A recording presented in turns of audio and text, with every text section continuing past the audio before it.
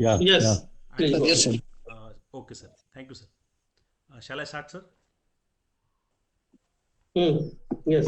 Namaskar and good afternoon to respected Dr. Director Snigdha ma'am, course coordinator Saroj Kumar Kanta sir, and chairperson of session Dr. Shashikant Mishra sir, and everyone to present here. I am Dr. Prashant Baburao Kharat from Vinayak Vigyan Mahavidyalaya, Nandgaon Khandeshwar, Amravati, Maharashtra. Today we attempt that to breach a scientific gap between scientific gap more than 2000 years, not emotionally but analytically. This presentation from Dhātu Vigyān to modern material science is not about glorifying the past, but about the examining ancient Indian knowledge system through modern scientific frameworks. Today, you will see that the ancient rishis were early physicists and material scientists. They and metallurgy were quite unknowingly engineers of matters at nanoscale. When talk about IKS, we have to take a paradigm shift from to consider Indian knowledge system as a science. When we discuss Indian knowledge system, we require to shift from mythology to methodology. Methodology. The knowledge of tradition was rooted in pratyakshika, meaning direct observation, and anumana, meaning logical interface. Today, I will focus on Dhatu Vigyān, the ancient science of ores, metal, and materials, and show how the principle align with the modern thermodynamics, crystallography, spectroscopy, and solid state physics, which we teaching in modern classroom. The atomic theory of Acharya Kanada. Let us begin with the most fundamental concept of physics, the atom. Around 600 years before the common era, Acharya Kanada, through the Vaisheshika Sutra, proposed the atomic theory. He described the Parmanu as eternal, indivisible, spherical, and antandriya, meaning invisible to naked eyes. He further explained that the Parmanu combines to form a Dhanuka, and three Dhanuka combines to form a Tranuka, clearly indicating the molecular aggregation. Most importantly, he introduced the Tejas, meaning of heat or energy essential for transformation. In the modern physics and chemistry, we call this as activation energy. The Vaisheshika school classified the matter into measurable physical properties. That is, Gurutva correspond to mass or gravitational property. Dravta correspond to fluidity or viscosity. Sthiti Sapaka correspond to elasticity. This is not a philosophy. This is continuum mechanism and material property classification, exactly as we do in modern material science. Dhatu Vigyān, in the Arthashastra, attribute to Kautilya, described the structured mining system under Akaradyaksha, meaning superintendent of mine. Ores were identified using density, color, and texture. For example, copper ores are described as heavy, grassy, and reddish, which accurately correspond to the minerals such as chalcopyrite and copperite. The text also mention liquid capable to dissolving metals, an early conceptual reference to hydrometallurgy. Vidarbha's Iron Age metallurgy. This slide is especially important to us in Vidarbha. The evacuations at Naikund and Mahurzari reveals that iron smelting furnace dated approximately 700 years before the common era. These furnace focus on used on this furnace used tuers, meaning clay air nozzle, to create forced draft system, achieving temperature nearly 1300 degrees Celsius. Metallurgy and analysis shows the carbon content between 0.7 to 1.5%. This confirms that ancient Vidarbha was producing high carbon steel, not merely rough iron. Satvana's metallurgy. During the Satvana dynasty, metallurgists were mastered in alloy chemistry. They produced protein coins composed of copper, tin, lead, and zinc. Lead is highly prone oxidation. Making its refinement is extremely difficult. The purity of Satvana coins proves advanced pyrotechnology, and reduction technology. The famous diamond bronze, weighted nearly 60 kg, were created using lost wax casting technique, still used in modern precision casting. Zinc at Zawar mines. One of the India's greatest contribution to the metallurgy is zinc distillation. Zinc boiled at approximately 907 degrees Celsius, while ores reduces at higher temperature. At Zawar mines, Rajasthan, the metallurgists solve this using the inverted retort system. By maintaining temperature gradient, zinc vapor condensed into metal liquid.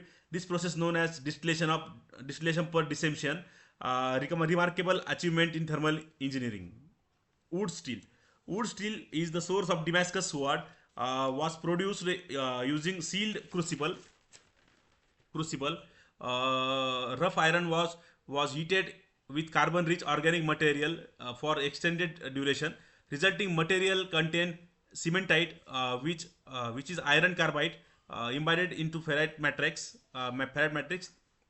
meaning nearly pure iron. Despite having high carbon rich content, the steel remain tough and exhibit super elastic behavior. Nanotechnology in wood steel. In the year 2006, landmark study published in the Nature that revealed something extraordinary. Electron microscopy of 17th century Wootz shows carbon nanotubes. The trace of element such as vanadium, chromium present in the Indian ores act as catalysis. Controlled heating and cooling cycle enable carbon atoms to assemble into nanotube structure.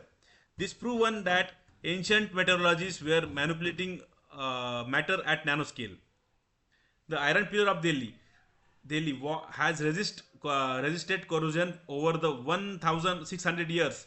Unlike modern steel, Gupta period iron retained phosphorus, where this phosphorus promoted the formation of protective layer called mesavite and composed of iron phosphate hydrate. This layer prevent further oxidation and making brilliant example of corrosion engineering. Rasashastras of ancient laboratories. Ancient chemical laboratories, known as Rashalas, they were meticulously designed. Text such as Rasaratnasamuccaya described the control process of producing Bhasma or calcinated metal ash. Involve purification followed by the repeated heating cycles in sealed crucible. The physics of Bhasma. Physics repeated heating and quenching cause thermal stress, fracturing crystal lattice. In the modern analysis shows how particle size between the 10 to 15 reduces to 10 to 50 nanometers. Uh, the bulk gold appears yellow, but the nanoparticle appears red due to the surface plasmon resonance. Ancient texts nearly state that Swarna Bhasma is completely complete when it turns into red, indicating nanoscale quality control. The comparative study between modern techniques and ancient Rasashastras. A modern synthesis often relies on toxic reducing agents, and ancient Rasashastra use green synthesis, employing plant extract rich in the polyphenols. These act as a natural reducing and capping agent, ensuring long-term nanoparticle stability. This aligns perfectly with the modern green chemistry principle. To conclude my presentation, ancient materials were ancient Indian material science was systematic, empirical, and reproducible. From Vidarbha steel to Zawar zinc, in iron pillar of Delhi to Swarna Bhasma in Ayurvedic nanomedicine, this was a civilization of applied science. In alignment with the National Education Policy 2020, we must integrate the reverse engineer to engineer this knowledge for sustainable technologies. I often say we stand on shoulder of giants, some who wore dhoti and work in ancient workshop and forest of India. Thank you, Jai Hind. This is over from my side. Thank you, sir. Thank you very much. Very good presentation with this picturization. Um, have you made this prepared this by yourself? Yes, sir. Is made by myself. When attending this refresher course, where Uh, I later on found Vaisheshika Sutra.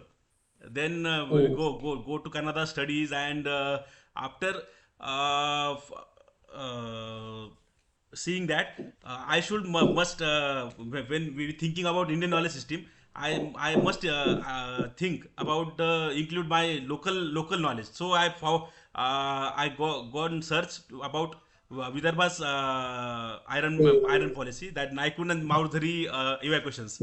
So that I'm not from local, from this Vidarbha region. I am from the Sambhajinagar side.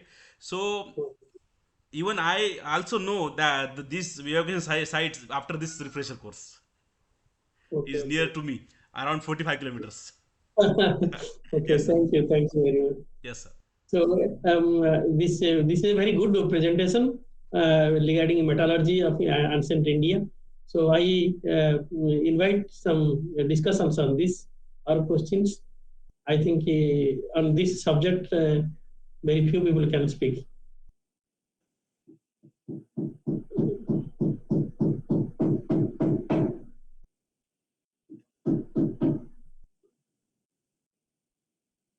Any comment from chair, Sasikant sir?